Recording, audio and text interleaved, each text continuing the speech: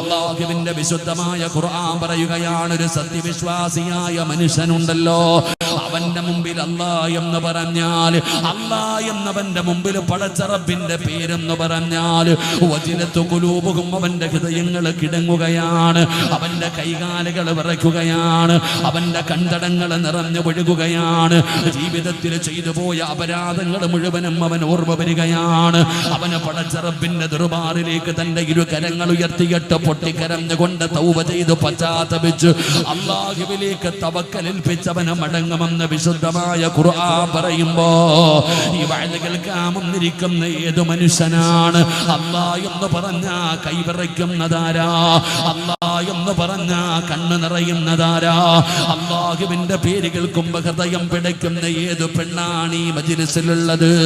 എന്റെ പ്രിയപ്പെട്ടവരെ, ഒരു പ്രാവശ്യമല്ല, 1 കോടി പ്രാവശ്യം അല്ലാഹ് അല്ലാഹ് അല്ലാഹ് അല്ലാഹ് എന്റെയും നിങ്ങളുടെയും ചെവിയുടെ ചാരത്ത് വന്ന് പറഞ്ഞാ നമുക്കൊരു മാറ്റമില്ലടോ, നമുക്കൊരു പേടിയില്ലടോ.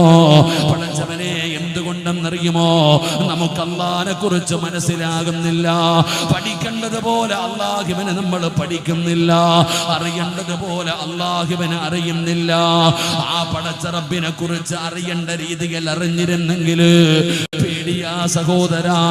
ആ അല്ലാഹുവിനെ കുറിച്ച് പറയുന്ന സമയത്ത് നമുക്ക് പേടിയുണ്ടാവുകയാ. പടച്ചവനെ, നമ്മളിൽ ആർക്കാ പേടിയുള്ളത്? അങ്ങനെ പേടിയുണ്ടാകുമായിരുന്നെങ്കിൽ, അല്ലാഹുവിനെ കുറിച്ചുള്ള ഓർമ്മയുണ്ടാകുമായിരുന്നെങ്കിൽ നമ്മൾ ഇങ്ങനെ ആകില്ലായിരുന്നോ? നമ്മൾ നന്ദി കെട്ടവരാകില്ലായിരുന്നോ? നമ്മൾ അഹങ്കാരികളാകില്ലായിരുന്നോ? പടച്ചവനെ മറന്നുകൊണ്ട് ജീവിക്കാൻ നമുക്ക് കഴിയില്ലായിരുന്നോ? പെങ്ങളെ, തലമറയ്ക്കാൻ നിനക്ക് മടിയല്ലേ മോള്? നിസ്കരിക്കാൻ നിനക്ക് മടിയല്ലേ മോള്? പടച്ചവനെ കുറിച്ച് പേടിയില്ലാതെ ഞാനും നിങ്ങളും ഇങ്ങനെ നടക്കുകയാ. എടാ ചെറുപ്പക്കാരാ, ഒരിക്കലും നീ തലതിരിഞ്ഞു പോകില്ലായിരുന്നോ?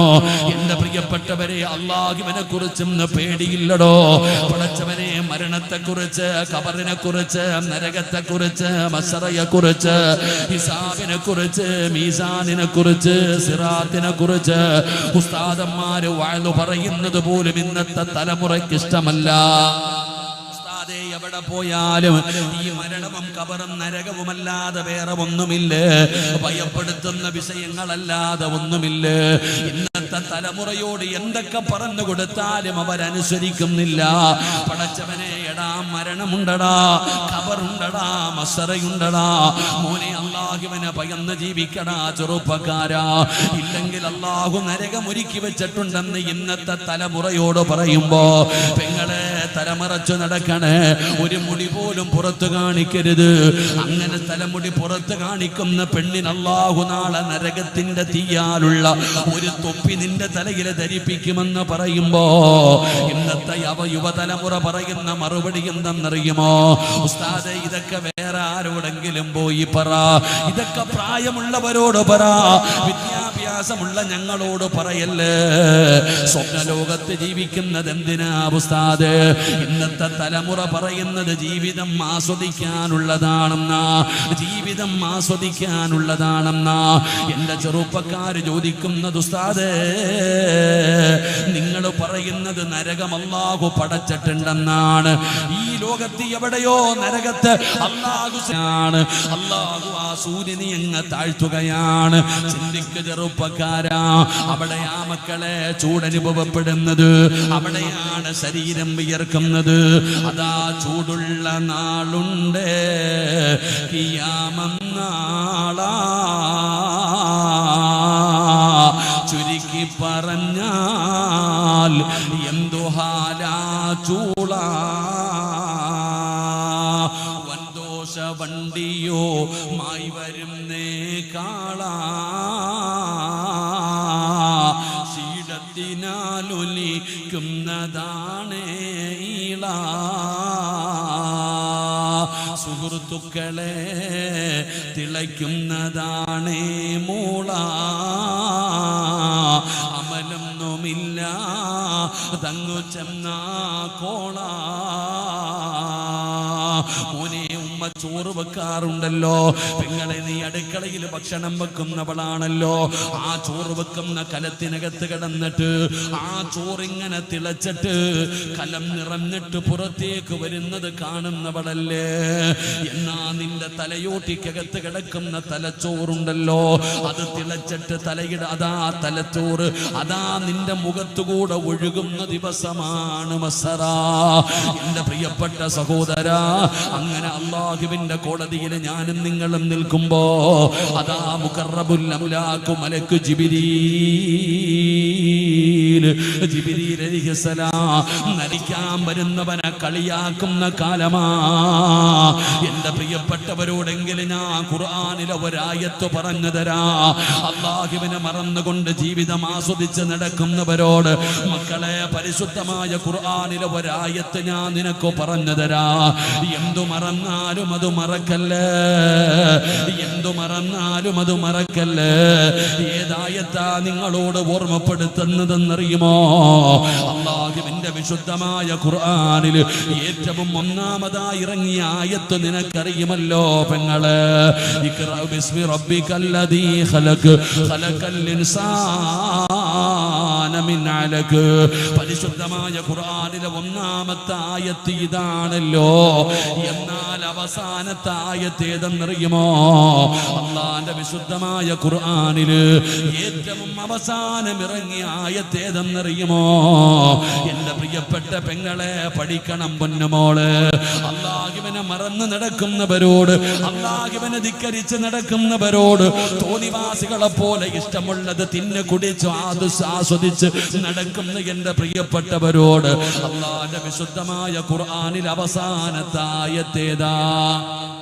അല്ലാഹുവിന്റെ വിശുദ്ധമായ ഖുർആനിലെ ഏറ്റവും അവസാനത്തെ ആയത്തേതാ? ആയത്തൊരു ഭീഷണിയാടോ. ആ ആയത്ത് അല്ലാഹുവിന്റെ വല്ലാത്ത ഒരു ഓർമ്മപ്പെടുത്തലാ. ഏതായത്തെന്നറിയുമോ? വത്തഖൂ യൗമന തുർജഊന ഫീഹി ഇലല്ലാഹ്. എന്റെ പ്രിയപ്പെട്ട ചെറുപ്പക്കാരാ, മോനെ, അല്ലാഹു പറയുകയാ വത്തഖൂ യൗമന തുർജഊന ഫീഹി ഇലല്ലാഹ്. എങ്ങനെയാ ഉസ്താദ് നിങ്ങൾ പറയുന്നത് പോലെ എങ്ങനെ ജീവിക്കണം? നിങ്ങൾ പറയുന്നത് പോലെ ഹറാമ് കാണരുത്, ഹറാമ് പറയരുത്, ഹറാമ് ചെയ്യരുത്, ഇങ്ങനെ ജീവിക്കാനാണെങ്കിൽ വല്ല മനുഷ്യനില്ലാത്ത വനാന്തരങ്ങളിൽ പോയി ജീവിച്ചാലേ നിങ്ങൾ പറയുന്നത് പോലെ ജീവിക്കാൻ പറ്റൂ. ഇവിടെയാണെങ്കിൽ കാലഘട്ടം വളരെ മോശമാണ്. കാലഘട്ടമല്ലല്ലോ മോശം, കാലഘട്ടം എങ്ങനെയാണോ മോശമാകുന്ന? കാലഘട്ടത്തെ ഒരിക്കലും കുറ്റം പറയാൻ പാടില്ല. കാലഘട്ടമല്ല മോശം, ഈ കാലത്ത് ജീവിക്കുന്ന മനുഷ്യന്മാരാണ് മോശം. അള്ളാഹു നമുക്ക് ഈമാൻ നൽകുമാറാകട്ടെ. എൻ്റെ പ്രിയപ്പെട്ട സഹോദരങ്ങൾ, അള്ളാനെ പേടിയുള്ള ആരാ ഉള്ളത്? അള്ളാനെ പേടിയുണ്ടായിരുന്നെങ്കിൽ ഈ വാഴലിൻ്റെ ആവശ്യമുണ്ടോ ചങ്ങാതി? ഇവിടെ ഈ വാഴലുകളുടെ ആവശ്യമൊന്നുമില്ലല്ലോ. അള്ളാനെ പേടിയുണ്ടെങ്കിൽ വാഴല് വേണ്ടല്ലോ. നമ്മൾ മനുഷ്യന്മാരുടെ ഇന്നത്തെ അവസ്ഥ എന്ന് പറയുന്നത് തെറ്റ് ചെയ്യാൻ ഇന്നൊരുത്തനും പേടിയില്ല എന്നുള്ളതാ. ഈ മൂക്കിന്റെ മുകളിൽ വന്നിരിക്കുന്ന ഈച്ചയെ പായിച്ച് കളയുന്നത് പോലെ തെറ്റ് ചെയ്യാൻ. പണ്ടൊരു വീടി വലിക്കുമ്പോൾ ഒളിച്ചും പാത്തും ഇരുന്ന് വലിക്കും. കുറെ കാലം മുമ്പ് ഒരു വീടി വലിക്കുന്നവൻ ഒളിച്ചും പാത്തും ആരും കാണാതെ ഒളിച്ചും പാത്തും നിന്ന് വീടി വലിക്കും. ആരെങ്കിലും വന്നാ, പല പ്രായമുള്ളവരെ ഉസ്താദന്മാരോ ആരെങ്കിലും വന്നാ ഉടനെ ചവിട്ടിയിട്ട് ഇങ്ങനെ നിൽക്കും മിണ്ടാതെ. ഇങ്ങനെ ഒരു കാലഘട്ടം ഉണ്ടായിരുന്നടോ നമുക്ക്. ഇന്ന് പരസ്യമായിട്ട് കള്ളു കുടിക്കുമടോ. ഇന്ന് പരസ്യമായി കള്ളു കുടിക്കുന്നു, കഞ്ചാവടിക്കുന്നില്ലേ, പറയുന്നവന്റെ മുമ്പിലൂടെ ചെയ്തുകൊണ്ട് നടക്കുന്നില്ലേ? ഇന്നത്തെ യുവതലമുറ അങ്ങനായി പോയി. ഇന്നത്തെ ആർക്കും പേടിയും ഭയമൊന്നുമില്ല. ഒരു ഉദാഹരണം പറഞ്ഞാൽ, പള്ളിയുടെ മുമ്പിൽ നിസ്കാരം കഴിഞ്ഞിട്ട് കുറെ പ്രായമുള്ളവർ ഇങ്ങനെ പള്ളിയുടെ മുമ്പിൽ നിൽക്കാറുണ്ട്. എല്ലാ പള്ളികളുടെ മുമ്പിൽ നിൽക്കാറുണ്ട്. നിസ്കാരം കഴിഞ്ഞാൽ അവര് പോകാറില്ല, ഇങ്ങനെ നിൽക്കും. അപ്പൊ നോക്കുമ്പോ ഒരു ചെറിയ പയ്യൻ പള്ളിയുടെ മുമ്പിൽ നിന്നിട്ട് പരസ്യമായിട്ട് വീടി വലിക്കുകയാണ്. അപ്പൊ ഈ പ്രായമുള്ള ഉപ്പമാരൊക്കെ ഇങ്ങനെ നോക്കുന്നത്, ആരുടെ മോനാടാ? അബൂബക്കറിന്റെ മോനോ, പടച്ച അവനോ, ഇങ്ങനെ പറയാ അവര്. അപ്പൊ ഈ നിസ്കാരം കഴിഞ്ഞ് ഇറങ്ങിപ്പോകുന്ന ഒരാള് ഈ കുട്ടിയെ കുറിച്ച് ഈ കാരണവന്മാര് പറയുന്നത് കേട്ടു. അവസാനം ഈ കുട്ടിയുടെ വാപ്പാനെ കണ്ടപ്പോ ഈ സഹോദരൻ പറഞ്ഞു, ഹബീബേ, നിങ്ങളുടെ മകൻ പള്ളിയുടെ മുമ്പിൽ പരസ്യമായി നിന്ന് ആ പ്രായമുള്ള കാരണവന്മാരുടെ മുമ്പിൽ നിന്നുകൊണ്ട് നിങ്ങളുടെ മകൻ സിഗരറ്റ് വലിക്കുന്നത് കണ്ടു. അവനെ ഒന്ന് ഉപദേശിക്കണം. നീ നിന്റെ മകനെ ഒന്ന് ഉപദേശിക്കണം. അവനോട് വലിക്കണ്ടെന്ന് ഞാൻ പറയുന്നില്ല, ഒന്ന് മാറി നിന്ന് വലിക്കാൻ പറഞ്ഞാൽ മതി. ഇത്രേ പറഞ്ഞുള്ളൂ. വാപ്പയോട് ആ സഹോദരൻ പറയുകയാ, നിന്റെ മകനെ കുറിച്ച് ആ കാരണവന്മാര് പറയുന്നത് കേട്ടപ്പോ എനിക്ക് സങ്കടം തോന്നി, അതുകൊണ്ട് നിന്റെ മകനെ ഒന്ന് ഉപദേശിക്കണം, ഒന്ന് മാറി നിന്ന് വലിക്കാൻ. വാപ്പ പറഞ്ഞ മറുപടി എന്തെന്നറിയോ? ആ പിതാവ് പറഞ്ഞ സഹോദരനോട് പറഞ്ഞു, നീ അവനെ കാണുവാണെങ്കിൽ പറ എന്റെ മുമ്പിൽ ഇരുന്ന് വലിക്കല്ലേ എന്ന്. അല്ലാഹു ഈമാൻ നൽകുമാറാകട്ടെ. വാപ്പ പറഞ്ഞു കൊടുക്കാൻ നീ അവനെ ഒന്ന് ഉപദേശിക്കുക. കാരണം എന്തേ? അവൻ തന്തയുടെ മുമ്പിൽ ഇരുന്ന് വലിക്കുന്നവനാ, പിന്നല്ലേ നാട്ടുകാര്. എടോ, ഇന്നത്തെ കാലഘട്ടത്തിന്റെ അവസ്ഥയാണ് ഞാനിത് പറഞ്ഞത്. എടോ, ഇന്നൊരു തെറ്റ് ചെയ്യരുതെന്ന് പറഞ്ഞാൽ ആ പറഞ്ഞവന്റെ മുമ്പിൽ മുണ്ടും മടക്കി കുത്തി നടക്കും. പാവമാന്ന് പറഞ്ഞാൽ പറഞ്ഞത് തന്നെ ചെയ്ത് കാണിക്കും. ഇന്ന് വാശിയുടെ കാലഘട്ടം അങ്ങനെ. എന്റെ പ്രിയപ്പെട്ടവരെ, കള്ളു കുടിക്കാനും വ്യഭിചരിക്കാനും പലിശ തിന്നാനും ഇന്ന് ഭയമില്ലാതെ ആയിരിക്കുന്നു. എടോ, ഒരു കുറേ വർഷക്കാലം മുമ്പ് ഞാൻ നിങ്ങൾക്ക് പെട്ടെന്ന് മനസ്സിലാകുന്ന ഒരു ഉദാഹരണം പറയാം. നിങ്ങൾക്ക് ബോറടിക്കണുണ്ടാ? നിങ്ങൾക്ക് മടുക്കുമ്പോ പറഞ്ഞേക്കണം, ഞാൻ അപ്പം നിർത്തിയേക്കും. അള്ളാഹു ഭാഗ്യം തരുമാറാകട്ടെ.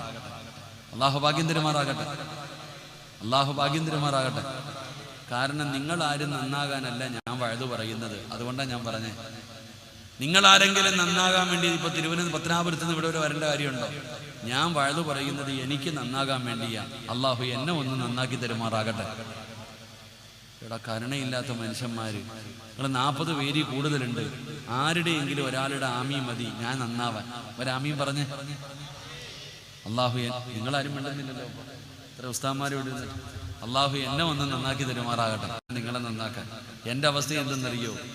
എടോ, ഈ ഡോക്ടറിന് പഠിക്കാത്ത ഡോക്ടർ രോഗിക്ക് മരുന്ന് എഴുതി കൊടുത്താൽ എങ്ങനെയിരിക്കും? ഡോക്ടർ പഠിക്കാത്ത ഒരാള്, ചെറുതായിട്ട് അവിടെ നിന്നൊക്കെ പഠിച്ച ഒരാള് രോഗിക്ക് മരുന്നെഴുതി കൊടുക്കും. ഇതേ അവസ്ഥയാണ്. അതാണ് ഞാൻ പറഞ്ഞത്. അള്ളാഹു എന്നെ ഒന്ന് നന്നാക്കി തരുമാറാകട്ടെ. നിങ്ങൾക്ക് നന്നാകണമെന്ന് തോന്നുന്നുണ്ടെങ്കിൽ കൂടെ കൂടിക്കോ, അത്രയേ ഉള്ളൂ. ഞാൻ പറഞ്ഞു വന്നത്, ഒരു 10ഓ 15ഓ വർഷം മുമ്പ്, പ്രായമുള്ളവരൊക്കെ ഇരിക്കുന്നുണ്ടല്ലോ ഇവിടെ, ഒരു 15 വർഷം മുമ്പ് നിസ്കരിക്കാൻ പള്ളിയിൽ വരുന്ന ഏതെങ്കിലും ഒരു മനുഷ്യൻ കള്ളു കുടിക്കുമോ?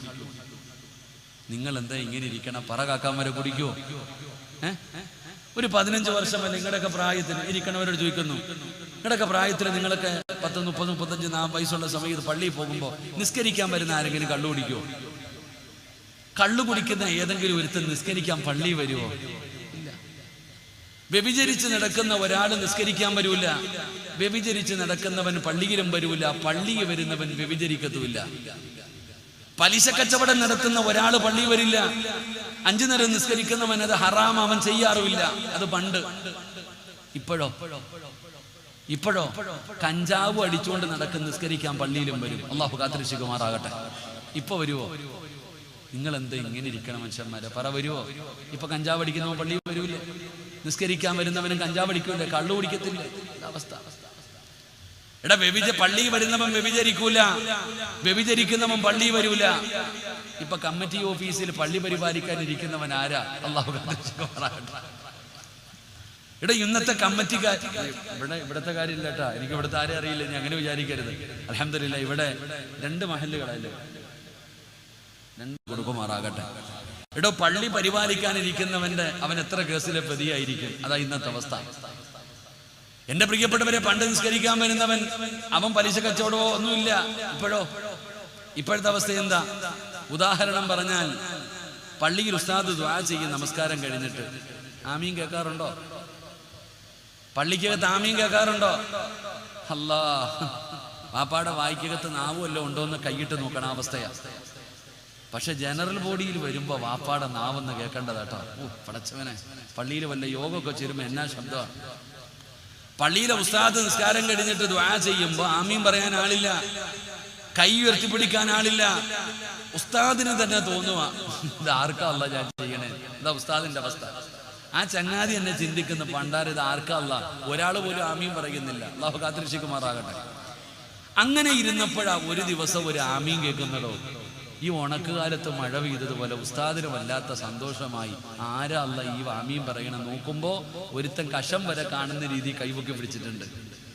ഒരാള് 2 കൈയും പൊക്കി പിടിച്ചിട്ട് ഇങ്ങനെ ആമീൻ ആമീൻ. ഉസ്താദ് അങ്ങോട്ട് ദുആ അങ്ങ് നീട്ടി. കിട്ടിയ അവസരമല്ലേ? അൽഹംദുലില്ലാ. ഉസ്താദിനെ കുറ്റം പറയാൻ പറ്റുമോ? ഉസ്താദ് ദുആ അങ്ങോട്ട് നീട്ടി. ഈ ചങ്ങാതിയുടെ ആമീനിന്റെ ശബ്ദം ഉയരുന്നുണ്ട്. അപ്പൊ ഈ ഭിത്തി ചാരിയിരിക്കണ വാപ്പ നോക്കുന്ന, ആരാ അല്ല ഇന്ന് പതിവില്ലാതെ പള്ളിയിൽ ഇങ്ങനെ നോക്കണുണ്ട്.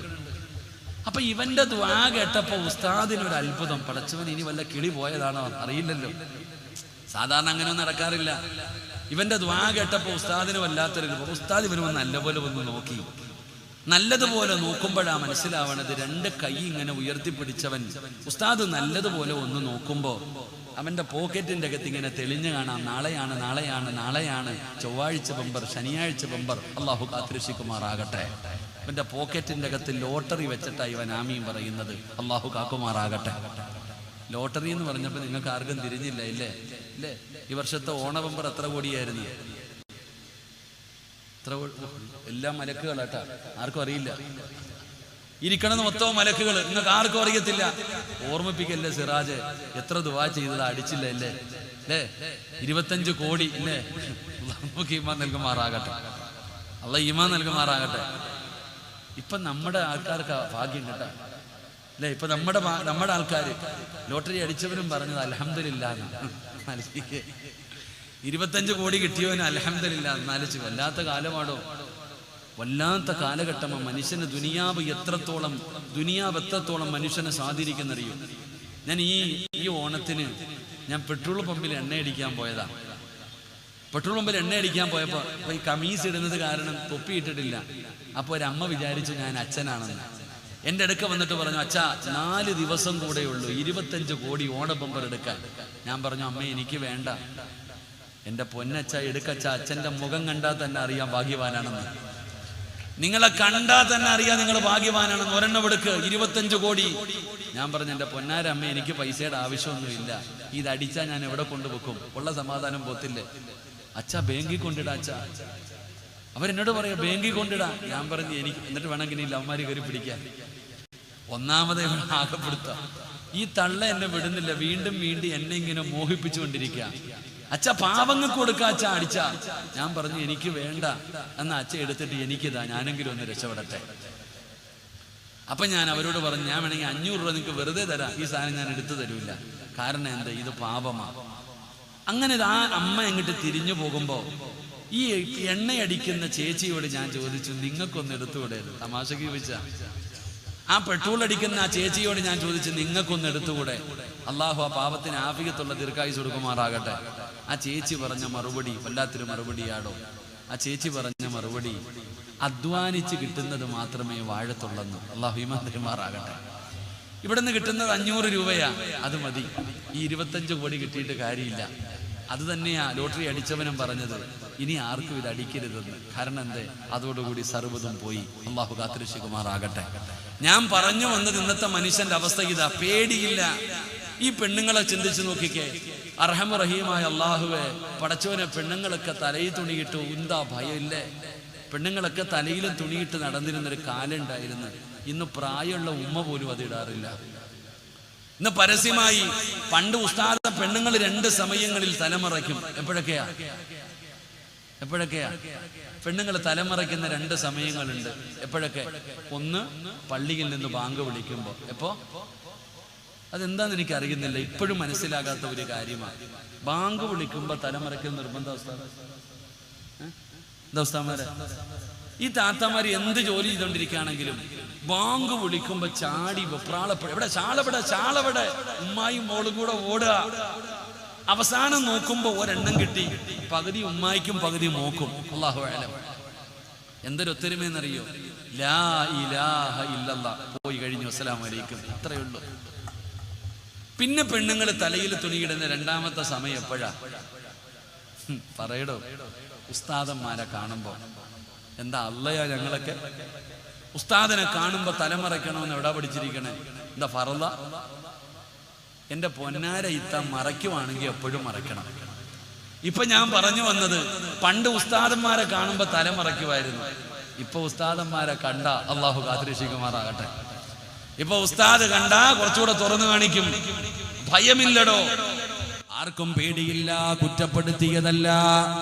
മക്കളെ, അല്ലാഹുവിന്റെ പരിശുദ്ധമായ ഖുർആൻ പറയുകയാ, നിങ്ങൾ അല്ലാഹുവിനെ ഭയന്ന് ജീവിക്കണേ.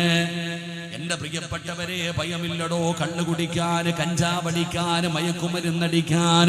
പടച്ചവനെ, പെണ്ണുങ്ങൾ വരെ കഞ്ചാവടിക്കുന്ന കാലമാണ്. സ്കൂളിൽ പഠിക്കുന്ന പെൺകുട്ടികൾ പോലും ലഹരി പദാർത്ഥങ്ങൾ ഉപയോഗിക്കുകയാണ്. വല്ലാത്ത ക്യാമ്പയിനുകൾ നടത്തുകയാ. സ്കൂളിൽ പഠിക്കുന്ന കുട്ടികൾക്ക് പോലും പടച്ചവനെ ഇത് പാടില്ല എന്ന് അവരെ പോലും ബോധവൽക്കരണം നടത്തുന്ന ക്ലാസുകൾ നടത്തേണ്ട ഗതികേടിലേക്ക് ഇന്നത്തെ സമൂഹം എത്തിയിരിക്കുകയാണ്. കാരണം വല്ലാതെ വ്യാപിച്ചിരിക്കുകയാണ്. പടച്ചവനെ, അല്ലാഹുവിന്റെ വിശുദ്ധമായ ഖുർആൻ ഇവിടെന്ന് പറയുകയാ, നിങ്ങൾ വ്യഭിചരിക്കരുത്. അല്ലാഹുവിന്റെ ഖുർആൻ പറഞ്ഞത് എന്തെന്നറിയുമോ? വലാ തഖറബു സിനാ ഇന്നഹു കാന ഫാഹിശാ. നിങ്ങൾ വ്യഭിചാരത്തിനോട് അടുക്കുന്ന കാര്യങ്ങൾ പോലും ചെയ്യരുത് എന്ന് പേടിയില്ലടോ. എന്റെ പ്രിയപ്പെട്ടവരെ, വ്യഭിചരിക്കുന്ന കാലമാണ്. എന്റെ പ്രിയപ്പെട്ട സഹോദര സഹോദരി, ഇന്ന് തൊടുന്നതും പിടിക്കുന്നതും പാപമല്ലടോ. അതൊക്കെ ഇന്ന് സാധാരണ കാര്യമായി. ഒരു പെണ്ണിന്റെ കൈ പിടിക്കുന്നത്, ഒരു പുരുഷന്റെ കയ്യിൽ തൊടുന്നത്, കൂടെ പഠിക്കുന്നവന് തൊട്ടാൽ എന്റെ പൊന്നുമോൾക്ക് ഫർദയിട്ടവൾക്ക് കുഴപ്പമില്ല. കാരണം ഞങ്ങൾ ഫ്രണ്ട്സുകളാണ്, ഞങ്ങൾ ഫ്രണ്ട്സുകളാണ്. എന്റെ ചെറുപ്പക്കാരികളോട് പറയുകയാ, വ്യഭിചാരമെന്ന് പറഞ്ഞാൽ എന്താണെന്ന് നിനക്കറിയുമോ? പെങ്ങളെ, അല്ലാഹുവിന്റെ പ്രവാചകൻ എവിടെന്ന് പറയുകയാ, കണ്ണിന് വ്യഭിചാരമുണ്ട്, ചെവിക്ക് വ്യഭിചാരമുണ്ട്, നാവിന് വ്യഭിചാരമുണ്ട്, കൈയ്ക്ക് വ്യഭിചാരമുണ്ട്, കാലിന് വ്യഭിചാരമുണ്ട്, ഹൃദയത്തിന് വ്യഭിചാരമുണ്ട്, ശരീരത്തിലെ ഓരോ അവയവങ്ങൾക്കും വ്യഭിചാരമുണ്ട്. കണ്ണുകൊണ്ട് ഹറാമ് കാണുന്നത് കണ്ണിന്റെ വ്യഭിചാരമാ. സിനിമ കാണുന്നത്, സീരിയല് കാണുന്നത്, അന്യപുരുഷന്റെ ഔറത്ത് കാണുന്നത്, അന്യ പെണ്ണിന്റെ ഔറത്ത് കാണുന്നത്, അത് കണ്ണിന്റെ വ്യഭിചാരമാണ് വാപ്പാ. ചെവി കൊണ്ട് കേൾക്കുന്നത് ചെവിയുടെ വ്യഭിചാരമാ. നാവ് കൊണ്ട് പറയുന്നത് നാവിന്റെ വ്യഭിചാരമാ. കൈ കൊണ്ട് തൊടുന്നത് കൈയുടെ വ്യഭിചാരമാ. കാമുകന്റെ കൂടെ നടക്കുന്നത് കാലിന്റെ വ്യഭിചാരമാ. സെക്സ് ചിന്തിക്കുന്നത് ഹൃദയത്തിന്റെ വ്യഭിചാരമാ. പെങ്ങളെ, ശരീരത്തിന്റെ ഓരോ അവയവങ്ങൾക്കും വ്യഭിചാരമുണ്ട്. തൊടുന്നത് പാപമാ മോളെ, തൊടുന്നത് പാപമാ. ഇത് പറയുമ്പോ നിങ്ങൾ ചോദിക്കും, ഉസ്താദേ എങ്ങനെയാ? എന്റെ ചെറുപ്പക്കാരാ, പാപമാടാ. അല്ലാഹനെ പേടിച്ച് ജീവിക്കടാ പൊന്നുമോനെ. അല്ലാഹുവേ, കാലഘട്ടം എത്ര മോശമാണെങ്കിലും, സാഹചര്യം എത്ര മോശമാണെങ്കിലും, ഉസ്താദേ റോഡിലൂടെ പോകുമ്പോ പലതും കണ്ടുപോകുമല്ലോ. ഇന്ന് അങ്ങനെയാണല്ലോ. എടാ ചെറുപ്പക്കാരാ, അല്ലാഹുവിനെ ഭയന്ന് ജീവിക്കടാ പൊന്നുമോനെ. മഹാനായ സയ്യിദുനാ ഉമർ ഇബ്നുൽ ഖത്താബ്, ഇസ്ലാമിന്റെ രണ്ടാമത്തെ ഖലീഫയായ ഉമർ ഇബ്നുൽ ഖത്താബ് റളിയല്ലാഹു തആല അൻഹുവിന്റെ ചരിത്രം എടുത്ത് വായിച്ചു നോക്ക്. ഉമർ തങ്ങളെ ഖലീഫയാണ്. ആ കാലഘട്ടത്തിൽ ഒരു ചെറുപ്പക്കാരന് ഉമർ തങ്ങൾക്ക് വല്ലാത്ത ഇഷ്ടമാണ്, ഉമർ തങ്ങൾക്ക് വല്ലാത്ത സ്നേഹമാണ്. എന്തുകൊണ്ടാണ് ഉമർ ഒരു ചെറുപ്പക്കാരനെ ഇഷ്ടപ്പെടാനുള്ള കാരണം? 5 നേരം ബാങ്ക് വിളിക്കുമ്പോഴും ആ ചെറുപ്പക്കാരൻ പള്ളിക്കകത്തിരിക്കുന്ന ചെറുപ്പക്കാരനാ. ബാങ്ക് വിളിക്കുന്നതിന് മുമ്പേ പള്ളിയിലേക്ക് കടന്നു വരുന്ന ചെറുപ്പക്കാരൻ. അല്ലാഹുവേ, അതുകൊണ്ട് ഉമർ തങ്ങൾക്ക് അവനെ വല്ലാത്ത ഇഷ്ടമായിരുന്നു. അല്ലാഹുവേ, ഒരു ദിവസം അവന് പള്ളിയിലേക്ക് കടന്നു വരുമ്പോ ആ വരുന്ന വഴിയിൽ ഒരു സുന്ദരിയായ പെണ്ണുണ്ട്. അവൾക്ക് ഇവനോട് വല്ലാത്ത സ്നേഹമാണ്, വല്ലാത്ത പ്രണയമാണ്. എന്തെല്ലാം ചെയ്തു നോക്കിയിട്ടും ആ ചെറുപ്പക്കാരൻ വഴങ്ങുന്നില്ല. എന്തൊക്കെ ചെയ്തു നോക്കിയിട്ടും ആ പെണ്ണിനെ അവൻ ഇഷ്ടപ്പെടുന്നില്ല. അവസാനം ആ ചെറുപ്പക്കാരൻ ഒരു ദിവസം ഇശാ നമസ്കാരം കഴിഞ്ഞു ഒറ്റയ്ക്ക് വീട്ടിലേക്ക് നടന്നു പോവുകയാണ്. ആരാരുമില്ലാത്ത ഇടവഴിയിലൂടെ ആ ചെറുപ്പക്കാരൻ ഒറ്റയ്ക്ക് നടന്നു പോകുമ്പോ ഈ പെണ്ണ് വന്ന് വിളിച്ചു നിൽക്കുകയാ, ഈ പെണ്ണ് വന്ന് വിളിച്ചു നിൽക്കുകയാ. ആരാരുമില്ലാത്ത വഴിയിലൂടെ ഒറ്റയ്ക്ക് നടന്നു വരുന്ന ചെറുപ്പക്കാരനെ കണ്ടപ്പോ ഈ പെണ്ണ് ഓടി വന്നിട്ട് അവനെ അങ്ങ് കെട്ടിപ്പിടിക്കുകയാണ്.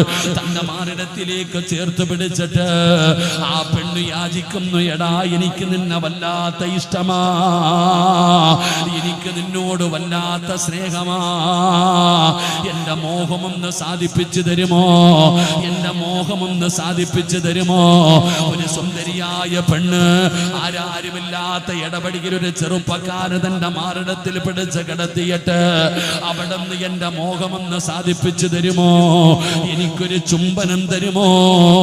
ഒരു സുന്ദരിയായ പെണ്ണ് യാചിക്കുമ്പോ സുബ്ഹാനല്ലാഹ്, ആ ചെറുപ്പക്കാരന്റെ കണ്ണ് നിറയുകയാണ്, കൈകാലുകൾ വിറയ്ക്കുകയാണ്. എന്തിനാണ് കരയുന്നതെന്നറിയുമോ? അല്ലാഹുവേ, ഞാൻ നരകത്തിന്റെ അവകാശിയായല്ലോ അല്ലാ. ഒരു പെണ്ണെന്നെ തൊട്ട് കഴിഞ്ഞല്ലോ, ഒരു പെണ്ണിന്റെ ശരീരത്തിൽ തൊട്ടല്ലോ, ഞാൻ വ്യഭിചാരിയായല്ലോ, ഞാൻ നരകത്തിലാണല്ലോ. ഈ ചെറുപ്പക്കാരൻ നിലവിളിച്ചുകൊണ്ട് ബോധം കെട്ട് താഴെ വീഴുകയാ. പെണ്ണോടി രക്ഷപ്പെട്ടടോ. ഈ ചെറുപ്പക്കാരൻ വഴിയോരത്ത് കിടക്കുകയാണ്. അവസാനം യാത്രക്കാര് കണ്ടു, ഈ ചെറുപ്പക്കാരനെ എടുത്തുകൊണ്ട് തന്റെ വീട്ടിലേക്ക് കടന്നു ചെന്നു. പ്രായം ചെന്ന പിതാവിന്റെ മുമ്പിൽ തന്റെ പൊന്നാര മകനെ കൊണ്ടുപോയി കിടത്തി, മുഖത്തേക്ക് വെള്ളമൊഴിച്ചു. തന്റെ പൊന്നാര മകന് ജീവത അവിടെ നിന്ന് ബോധം തിരിച്ചു വന്നപ്പോ, എന്തു പറ്റി മോനെ? ഉപ്പാ, ഖസറ ദുനിയാ വൽ ആഖിറ, ആഖിറവും നഷ്ടമായി, ഞാനൊരു വ്യഭിചാരിയായി, ഞാൻ നരകത്തിന്റെ അവകാശിയായി. ഒരു പെണ്ണെന്നെ കേറി പിടിച്ചു വാപ്പാ, എന്റെ ശരീരത്തൊരു അന്യ പെണ്ണ് തൊട്ടു വാപ്പാ, ഞാൻ നരകത്തിലാണ്. വാപ്പ പറഞ്ഞു, അല്ല മോനെ, ഒരിക്കലും നീ നരകത്തിലാകൂല. കാരണം എന്റെ പൊന്നുമോൻ അല്ലാഹനെ പേടിച്ച് ജീവിക്കുന്നവനാണ്. അവൾ ഇങ്ങോട്ട് കേറി പിടിച്ചതാണ്. എന്റെ പൊന്നുമോൻ അവളെ തൊട്ടില്ലല്ലോ, എന്റെ പൊന്നുമോ പാപം ചെയ്തില്ലല്ലോ, എന്റെ പൊന്നുമോന് കരയരുത്. വാപ്പ തന്റെ പൊന്നാര മകന്റെ അടുത്തിരുന്ന് സമാധാനിപ്പിക്കുകയാ. കരച്ചില് നിർത്തുന്നില്ലടോ. ഈ പൊന്നുമകൻ കടന്ന് നിലവിളിക്കുകയാണ്. വാപ്പയ്ക്ക് പേടിയായി തന്റെ പൊന്നുമകൻ മരിച്ചു പോകുമെന്ന്. വാപ്പ പിന്നെയും പിന്നെയും സമാധാനിപ്പിക്കുമ്പോ ആ മകൻ പറഞ്ഞു, വാപ്പാ, ഉമർ തങ്ങളോട് ചെന്ന മസല ചോദിക്ക്, ഖലീഫ ഉമറിനോട് ചെന്ന മസല ചോദിക്ക്. ആ പിതാവ് ഓടുകയാണ്. ഉമർ ഇബ്നുൽ ഖത്താബ് റളിയല്ലാഹു തആല അൻഹുവിന്റെ ചാരത്തേക്ക് ഓടി ചെന്നിട്ട് തന്റെ പൊന്നാര മകന്റെ സംഭവം വിശദീകരിക്കുകയാണ്. ഉമർ തങ്ങൾ പറഞ്ഞു, അല്ലാഹു പുറത്തു കൊടുക്കട്ടെ, അവൻ തെറ്റുകാരനല്ലല്ലോ. വാപ്പയ്ക്ക് സമാധാനമായി. തന്റെ പൊന്നാര മകനോട് പറയാ, വീട്ടിലേക്ക് ഓടി വരുമ്പോ ആ പിതാവ് കാണുന്ന രംഗമെന്തെന്നറിയോ? തന്റെ പൊന്നാര മകൻ ലോകത്തോട് വിട പറഞ്ഞിരിക്കുകയാ. നെഞ്ചുപൊട്ടി മരിച്ചു പോയടാ ചെറുപ്പക്കാരാ. പൊന്നുമകൻ അവിടെ നിന്ന് മരണപ്പെട്ടു പോയി. എന്തേ കാരണം? തെറ്റുകാരനായി പോയോ അല്ലാ, ഞാൻ നരകത്തിന്റെ അവകാശിയായി പോയോ അല്ലാ, ഒരു പെണ്ണിന്റെ ശരീരത്ത് തൊട്ടല്ലോ അല്ലാ. പടച്ചവനെ, അതാ ചെറുപ്പക്കാരൻ ലോകത്തോട് വിട പറഞ്ഞു. ആ ചെറുപ്പക്കാരന്റെ ജനാസ കബറടക്കുമ്പോഴാണ് എല്ലാവരും പറയുകയാ, ചരിത്രം പറയുകയാ, ആ ചെറുപ്പക്കാരന്റെ കബറിനടുക്കൽ നിന്നിട്ട് ആ ചെറുപ്പക്കാരന്റെ ജനാസ കബറടക്കി. ആ കബറിന്റെ തലയുടെ ഭാഗത്തിരുന്നിട്ട് ഉമർ തങ്ങൾ ഓതിയ ആയത്തേതെന്നറിയുമോ? വലിമന ഖാഫ മഖാമ റബ്ബിഹി ജന്നതാ. എന്റെ ശബ്ദം കേൾക്കുന്ന ചെറുപ്പക്കാരോട്, സ്കൂളിൽ പഠിക്കുന്ന പെൺമക്കളോട് പറയുകയാണ്, മോളെ, കൂടെ പഠിക്കുന്നവൻ നിന്റെ ശരീരത്ത് തൊടുമ്പോ, തെറ്റ് ചെയ്യാൻ അവസരമുണ്ടാകുമ്പോ, ഒറ്റയ്ക്ക് കറങ്ങാൻ ചാൻസ് കിട്ടുമ്പോ, എടാ ആരും അറിയില്ലടാ, കള്ളു കുടിക്കടാ, ബിയർ കുടിക്കടാ, നീ ആണെന്ന് പറയുന്ന വർഗത്തിന് തന്നെ നാണക്കേടാടാ, ഒന്ന് കുടിക്കടാ എന്ന് കൂടെ പഠിക്കുന്നവർ നിന്നോട് പറയുമ്പോ നീ അവരോട് പറയണം, ഇന്നി അഖാഫുല്ലാഹ്, എനിക്ക് അല്ലാഹുവിനെ പേടിയാ, എനിക്ക് അല്ലാഹുവിനെ പേടിയാ. അല്ലാഹു തരുന്ന പ്രതിഫലം എന്തെന്നറിയുമോ? എന്റെ പ്രിയപ്പെട്ട സഹോദരിമാരോട്, കൂടെ പഠിക്കുന്ന ഒരു ചെറുപ്പക്കാരൻ ഓടി വന്നിട്ട് നിന്റെ ശരീരത്ത് കയറി പിടിക്കുമ്പോ അവനോട് പറയണം, എടുക്കടാ കയ്യ്, ഇത് വ്യഭിചാരമാടാ, ഇത് വ്യഭിചാരമാടാ, ഇത് അല്ലാഹുവേ വ്യഭിചാരമാണെന്ന് പരിശുദ്ധമായ ഖുർആൻ നിബിധങ്ങൾ പറഞ്ഞിട്ടുണ്ട്, വ്യഭിചാരമാണെന്ന്. ഞാൻ അങ്ങനെ നടക്കുന്നവളല്ലടാ, എടുക്കടാ എന്റെ ശരീരത്ത് നിന്ന് കയ്യ് എന്ന് പറയാൻ ചങ്കൂറ്റം കാണിച്ചാൽ അല്ലാഹു നിനക്ക് തരുന്ന പ്രതിഫലം എന്തെന്നറിയുമോ? നിസ്കരിക്കുന്നവനൊരു സ്വർഗമുണ്ട്, നോമ്പ് പിടിക്കുന്നവനൊരു സ്വർഗമുണ്ട്, ഹജ്ജ് ചെയ്തവന് സ്വർഗമുണ്ട്, സദഖ കൊടുത്തവന് സ്വർഗമുണ്ട്. എല്ലാവർക്കും ഒരു സ്വർഗമേ ഉള്ളൂ, എല്ലാവർക്കും ഒരേ ഒരു സ്വർഗമേ ഉള്ളൂ. എന്നാൽ അല്ലാഹുവിന്റെ പരിശുദ്ധമായ ഖുർആൻ പറയുകയാ, ഒരാൾക്ക് രണ്ട് സ്വർഗമുണ്ട് പെങ്ങളെ. ആർക്കാണ് രണ്ട് സ്വർഗമുള്ളതെന്നറിയുമോ? കൂടെ പഠിക്കുന്ന ഒരു അന്യപുരുഷൻ നിന്റെ ശരീരത്ത് കയറി പിടിക്കുമ്പോ, എടാ അല്ലാഹ് എനിക്ക് വല്ലാത്ത പേടിയാടാ, ഇത് പാപമാടാ, ഇത് പാപമാടാ. ഫ്രണ്ട്ഷിപ്പ് വേറെ, ഇത് വേറെ. എന്റെ ശരീരത്തിന് ഒരിക്കൽ പോലും നീ തൊട്ടുപോകരുത്, എടുക്കടാ കയ്യെന്ന് പറയുന്ന പെണ്ണെ. കൂടെ പഠിക്കുന്നവന്മാര് കഞ്ചാവ് വലിക്കുമ്പോ, അവര് ബിയറടിക്കുമ്പോ നിർബന്ധിക്കുകയാ, ഒന്ന് വലിച്ചു നോക്കടാ, ഒന്ന് കുടിച്ചു നോക്കടാ. ഒരാളും അറിയില്ലടാ, പറയണം അല്ലാഹ് കാണുന്നുണ്ടടാ, എനിക്ക് അല്ലാഹനെ വല്ലാത്ത പേടിയാ എന്ന് നിങ്ങൾ ആരെങ്കിലും പറഞ്ഞാ, വലിമന ഖാഫ മഖാമ റബ്ബിഹി ജന്നതാ. രണ്ട് സ്വർഗമാ ഉമ്മമാരെ, പെങ്ങള്, രണ്ട് സ്വർഗമാണ് അല്ലാഹു നിനക്കൊരുക്കി വെച്ചിരിക്കുന്നത്. തെറ്റ് ചെയ്യാൻ അവസരം കിട്ടുമ്പോ, പാപം ചെയ്യാൻ അവസരം കിട്ടുമ്പോ അല്ലാഹുവിനെ ഭയന്നുകൊണ്ട് പിന്മാറിയാൽ അവർക്ക് അല്ലാഹു രണ്ട് സ്വർഗം തരുമെന്ന് പരിശുദ്ധമായ ഖുർആൻ പറയുമ്പോ, പെങ്ങള്, പാപമാ മോള്, ഇന്ന് കളിയും തമാശയുമാണ്. കയ്യിൽ മുട്ടായി വെച്ചിട്ട് അതാ കൈ കൊണ്ടുപോയി ഇങ്ങനെ തട്ടുകയാണ്. ഇന്നതാണടോ കണ്ണടച്ചു പിടിച്ചിട്ട്, ഒരു പെൺകുട്ടിയുടെ കണ്ണടിച്ചു പിടിച്ചിട്ട് വന്ന് ചുംബനം കൊടുക്കുന്ന വീഡിയെടുക്കുന്ന കാലമാ. ഇന്ന് തൊടുന്നതും പിടിക്കുന്നതും തെറ്റല്ലാതെ കാണുന്ന കാലമാ. ബൈക്കിൽ കയറി പോകുന്നത് പാപമല്ലാതെ കാണുന്ന കാലമാ. പെങ്ങളെ, 1000 വട്ടം പാപമല്ലെന്ന് പറഞ്ഞാലും അത് പാപമാണെന്ന് അല്ലാഹുവിന്റെ ദീൻ പറയുകയാ.